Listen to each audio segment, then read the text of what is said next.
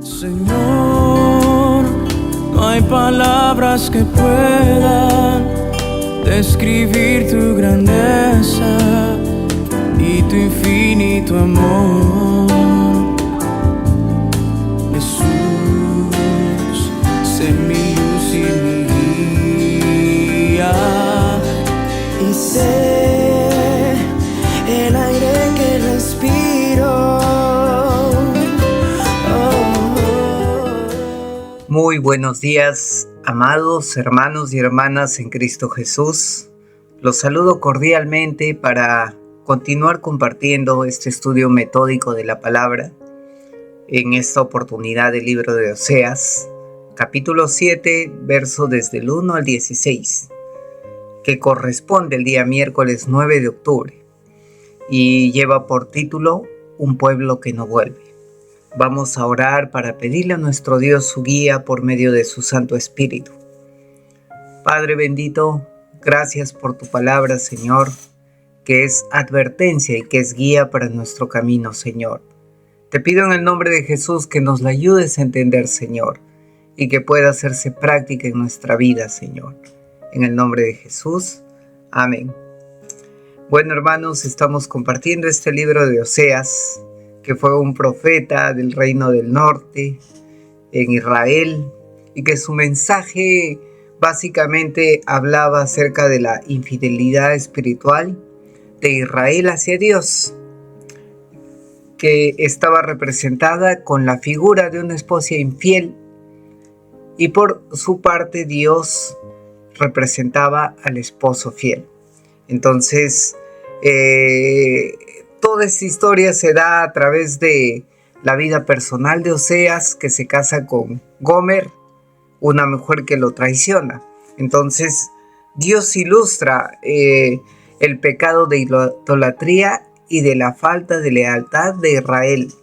Entonces, en el capítulo específico que estamos leyendo, el capítulo 7, en esta sección Dios continúa señalando qué pecados tiene Israel.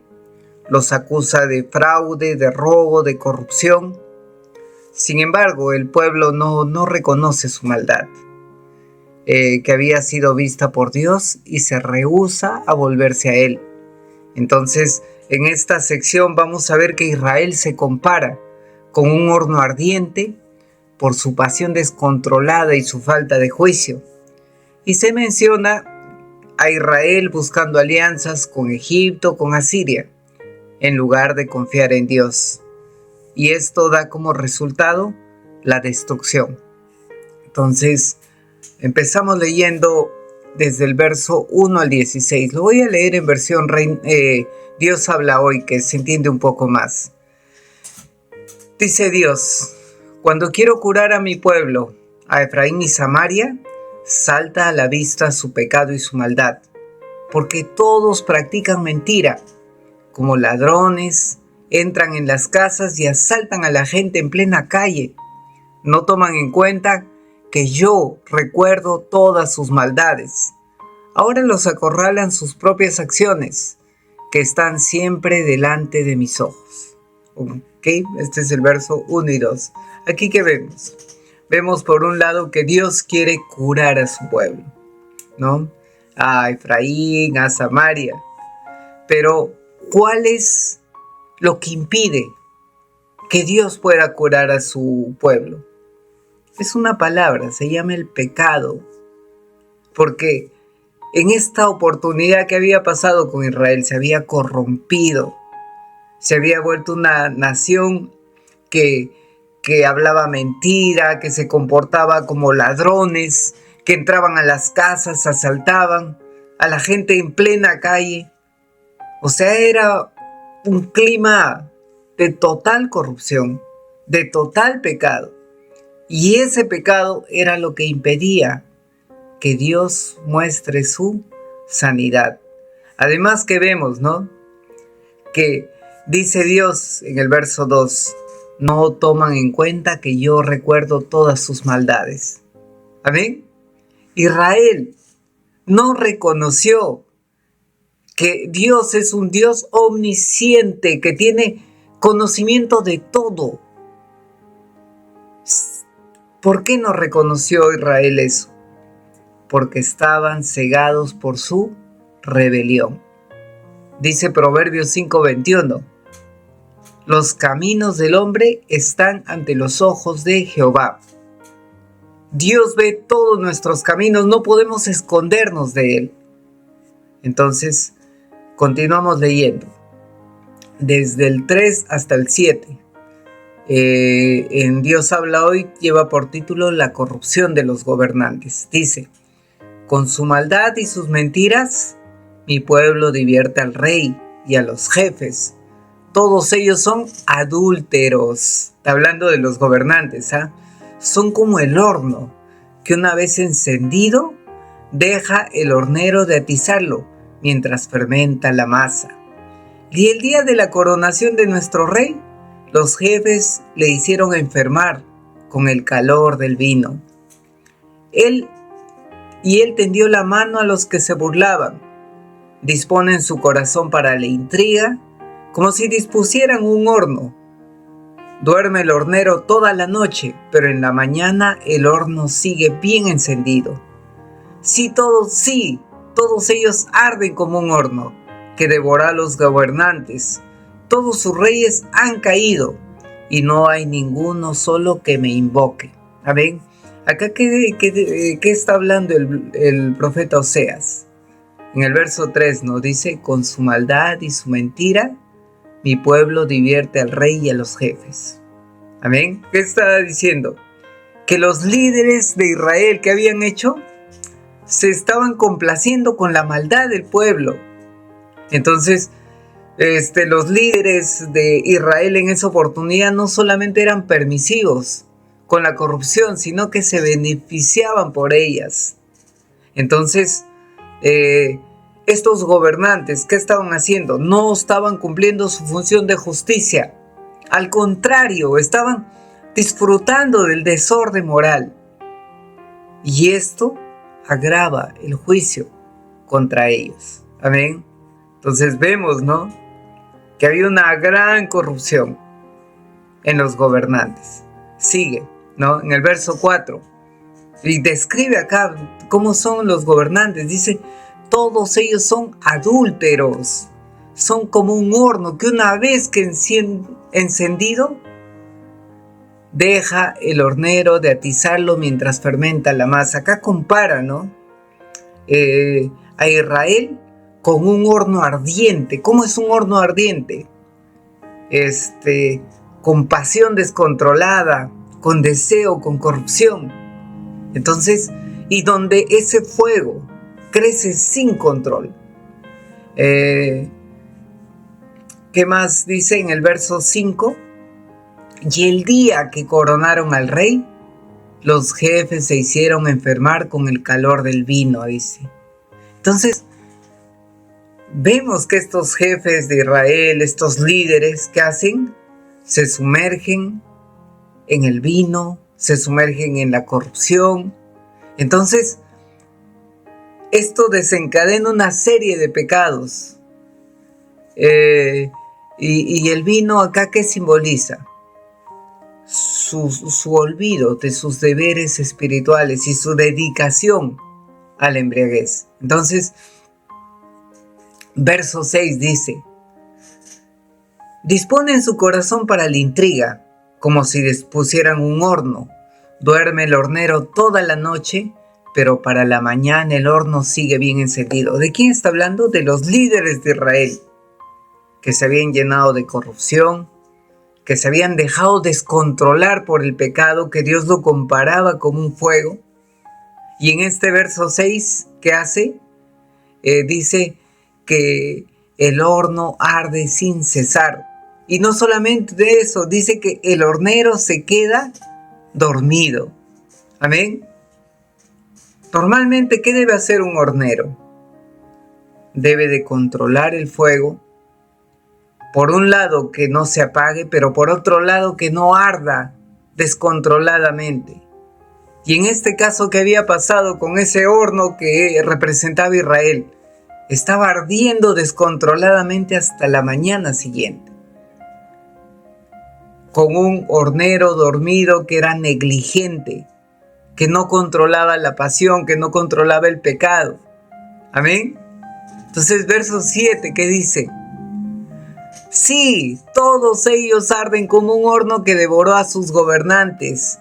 Todos sus reyes han caído y no hay ni uno solo que me invoque. Entonces, dada la corrupción, dado el pecado, ¿qué pasa con los líderes, con los jueces, con los reyes? Dice que son destruidos. Y no solamente eso, dice que nadie en el país, en la nación, busca a Dios. Un país alejado espiritualmente de Dios. Entonces, aquí vemos un colapso de la moral, un colapso de la espiritualidad en el pueblo de Israel. ¿Y todo por qué partió? Por la corrupción, el pecado. Amados hermanos, Dios no puede ser burlado. Dios es lento para la ira, es grande en misericordia, pero un momento llega la ira de Dios, llega el juicio de Dios. Así que, si estamos en pecado, acá específicamente habla de los gobernantes, ¿no? Si tenemos gobernantes en pecado, en corrupción, en mentira, en robo, ¿qué debemos de hacer como pueblo?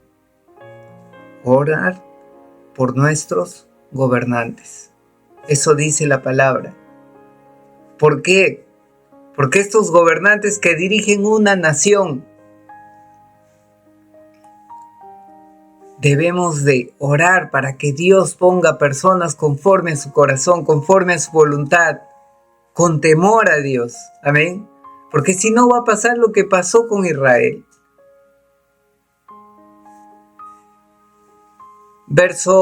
A partir del verso 8 dice: el pueblo que se apartó de su Dios. Vamos a leerlo. Efraín se ha mezclado con otros pueblos. Efraín es como una torta cocida solamente por un lado. Verso 9. Gente extraña ha acabado con sus fuerzas, sin que él se diera cuenta. Hasta el pelo se le puso blanco, sin que él se diera cuenta. El orgullo de Israel es testigo en contra suya. Con todo, ellos no volvieron, ni buscaron al Señor su Dios. Efraín es como una paloma, atolondrada, sin inteligencia. Pide ayuda a Egipto, acude luego a Siria. Pero cuando vayan allá, lanzaré mi red sobre ellos. Los haré caer como aves del cielo, los atraparé a causa de su maldad. ¡Ay de ellos! Por haberse apartado de mí. La destrucción los alcanzará, porque contra mí se han rebelado. Yo quiero salvarlos, pero ellos mienten en contra mía. Aunque gritan cuando están en la cama, no me invocan de corazón. Para pedir trigo y vino, se hacen heridas. ¿Se han rebelado contra mí? Yo les había enseñado y les había dado fuerzas a sus brazos, pero ellos planearon maldades contra mí. Se volvieron a los ídolos, son como un arco torcido cuya flecha no da al blanco. Por hablar con insolencia caerán sus jefes a filo de espada, y en Egipto se burlarán de ellos. Amén. Desde el verso 8, ¿qué está haciendo? Ya no está hablando de los gobernantes. En esta otra sección está hablando del pueblo que se apartó de Dios, ¿no? Entonces, y empieza el verso 8, dice: Efraín se ha mezclado con otros pueblos. Efraín es como una torta cocida solo por un lado. ¿Qué está hablando Dios? Está diciendo que Efraín comprometió su identidad espiritual. ¿Por qué? Porque se mezcló con otras naciones, porque adoptó sus costumbres paganas.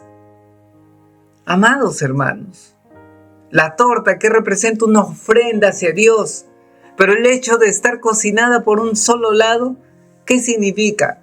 Que está a medio hacer, que es incompleto, que es defectuoso. Amados hermanos, nosotros debemos de ser una ofrenda espiritual, santa y pura, que llegue hacia el trono de Dios con olor agradable. Amén. Entonces, Acá Dios llama la atención a Efraín. ¿Por qué? Por mezclarse con otras naciones, por adoptar prácticas paganas. Amén.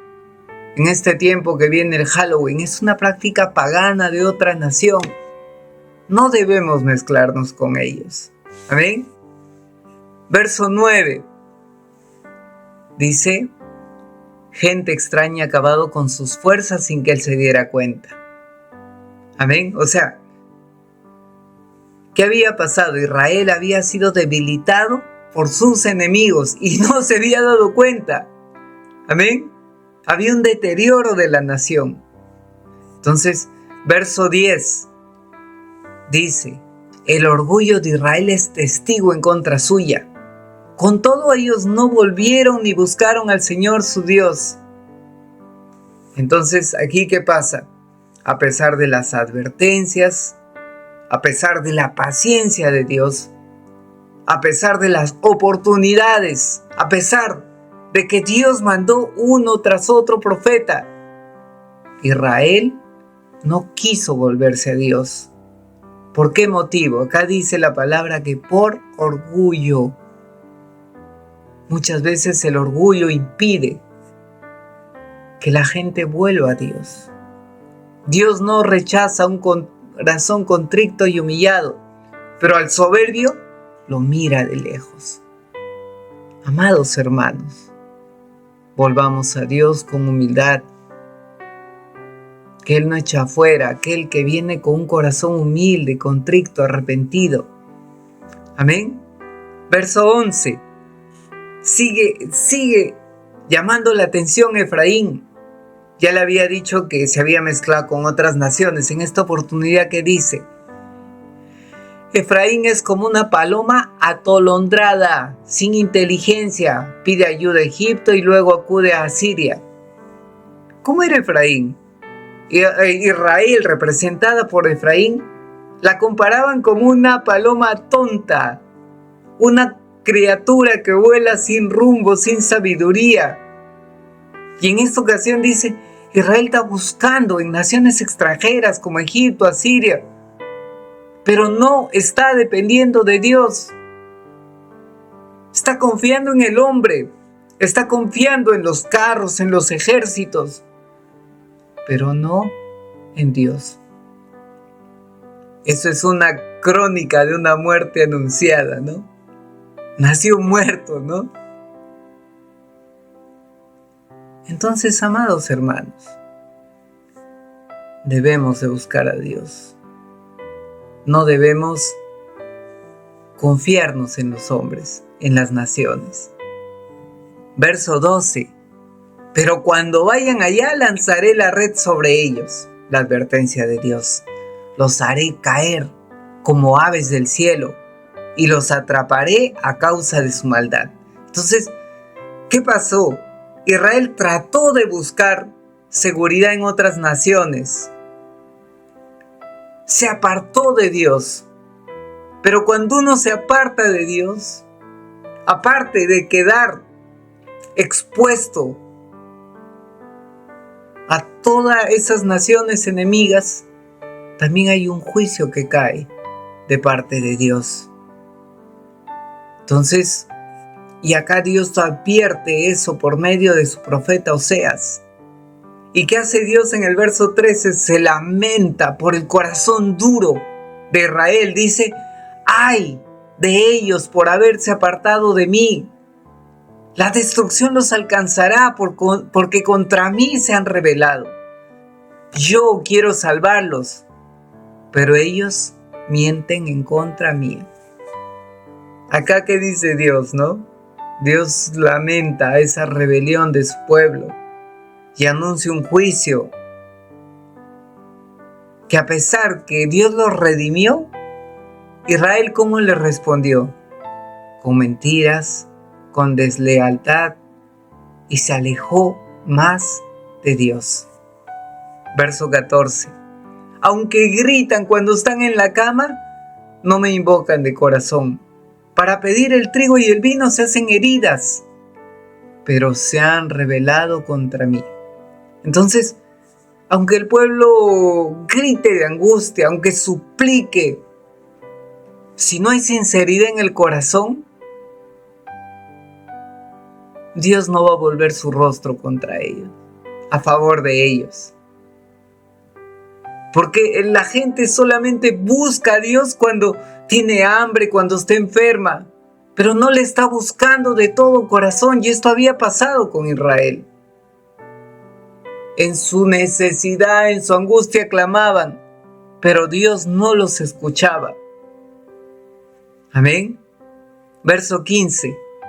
Yo los había enseñado y les había dado fuerzas en sus brazos, pero ellos planearon maldades contra mí, dice el Señor, por medio de su palabra. Entonces, ¿qué dice Dios, no? Yo les he dado fortaleza, les he dado capacidad, pero a cambio de eso, ¿cómo me han pagado? Planeando mal contra mí. Así dice en la palabra.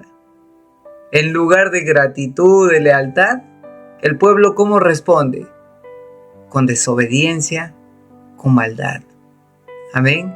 Y el último verso dice: se volvieron a los ídolos como un arco torcido cuya flecha no da en el blanco. Por hablar con insolencia caerán sus jefes al filo de la espada, y en Egipto se burlarán de ellos. Entonces, Israel no se vuelve a Dios, sino se vuelve por un lado hacia los ídolos y por otro lado hacia las alianzas extranjeras. Entonces, estaban incumpliendo el pacto. Dios es un Dios celoso que no comparte su gloria con nadie. Y así como Dios castigó al pueblo en la antigüedad por su idolatría, también lo va a hacer ahora. Porque Dios es el mismo ayer, hoy y siempre. Dios no cambia. Volvámonos a Dios. No seamos arrogantes, orgullosos, como dice la palabra. No confiemos en naciones extranjeras, sino que volvámonos de todo corazón a Dios, porque Él nos está esperando con los brazos abiertos. Amén. Vamos a orar. Padre bendito, tu palabra es dura, Señor, porque tú eres un Dios amoroso, pero también eres un Dios justo, Señor, y no podemos burlarnos de ti, mi Dios. Yo te pido en el nombre de Jesús, que por medio de tu palabra, Señor, hayamos sido convencidos que debemos de buscar la santidad, que debemos de orar por nuestros gobernantes, que debemos estar siempre conscientes que tú eres un Dios omnisciente, que lo sabes todo. No confiamos en personas, no confiamos en ejércitos, no confiamos en inteligencia, no confiamos en fuerzas, Señor. Solamente confiamos en ti. Ayúdanos, Padre, a permanecer de tu mano poderosa. En el nombre de Jesús. Amén. Señor, no hay palabras que puedan describir tu grandeza y tu infinito amor.